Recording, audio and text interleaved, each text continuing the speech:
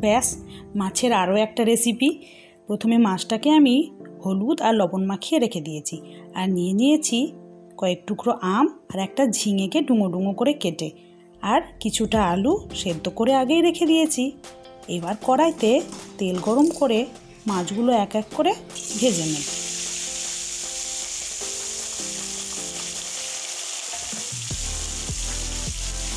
বানাচ্ছি আমি কাতলা মাছের টক ঝোলা, মানে কিছুটা ঝোলের মতো স্বাদ থাকবে, আবার সামান্য সামান্য টক টক ভাবও আছে।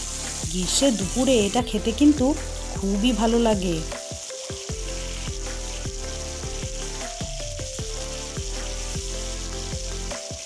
কড়াইতে মাছ ভাজার সময় তেলটাকে তোমরা একটু ভালো মতো করে গরম করে নেবে, এতে মাছগুলো কড়াইয়ের সঙ্গে লেগে লেগে যাবে না, আর একদম গোটা গোটা হয়ে ভাজা যাবে।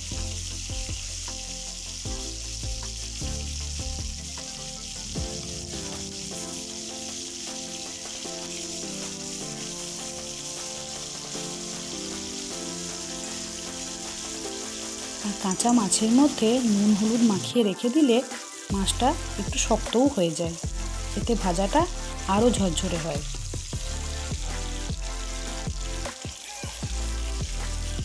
এই যে মাছটা ভাজা হয়ে গেছে, এবার তেলগুলো ভালো মতো করে ঝরিয়ে নিয়ে আমি তুলে তুলে রেখে দিচ্ছি।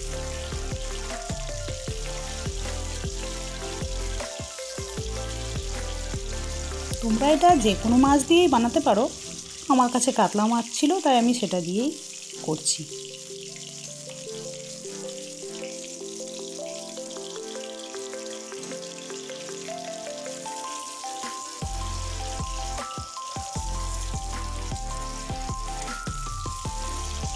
মাছগুলো আমি একটা হাতে করেই তুলছি, মানে এক হাতে মোবাইলে ভিডিও বানাচ্ছি আর এক হাতে মাছগুলো ভেজে ভেজে তুলছি, তাই এরকম বারবার পড়ে যাচ্ছে।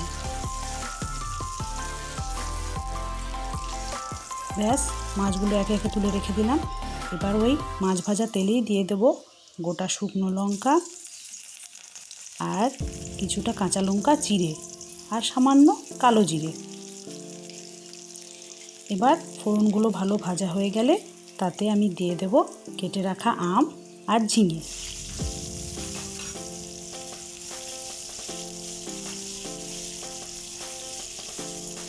এইগুলোকে সামান্য উল্টোপাল্টা করে ভেজে নিয়ে তারপর এতে দিয়ে দেব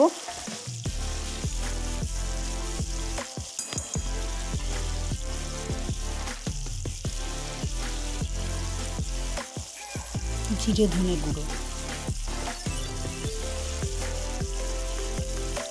আর দিয়ে দেব কিছুটা পরিমাণে হলুদ গুঁড়ো।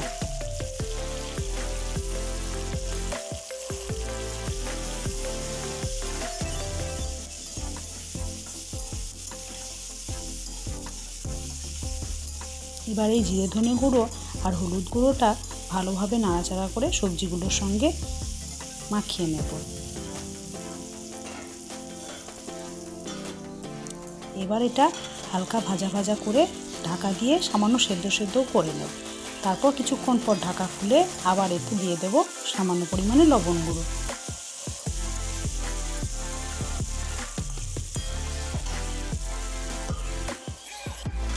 এভাবে ঢাকা চাপা দিয়ে কিছুক্ষণ পর যখন ঝিঙেগুলো মোটামুটি সেদ্ধ হয়ে যাবে তখন এতে দিয়ে দেবো কিছুটা গরম জল। আমি সব কিছুতেই কিছুটা গরম জল দিই, কেন কি গরম জল দিলে রান্নাটাও তাড়াতাড়ি হয় কম সময়ের মধ্যে। এবার কিছুক্ষণ এটা ভালো মতো করে ফুটতে দেব। কিছুক্ষণ ফুটে যাওয়ার পর তাতে দিয়ে দেব ভেজে রাখা মাছগুলো, আর সেদ্ধ করে রাখা আলুটাও দিয়ে দেব।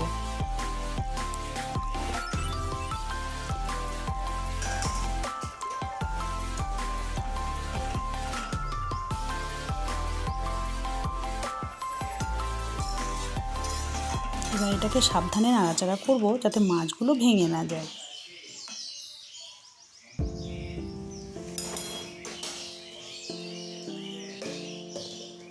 ব্যাস, এবার এতে দিয়ে দেব আরও একটু পরিমাণ মতো লবণ আর সামান্য চিনিও।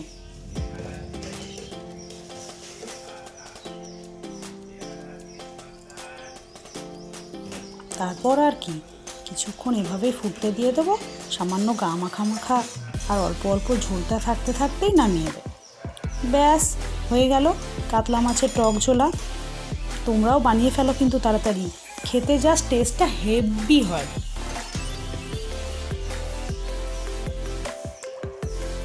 এই কাতলা মাছের টক ঝোলা আর এক থালা ভাত, ব্যাস আর কি চাই।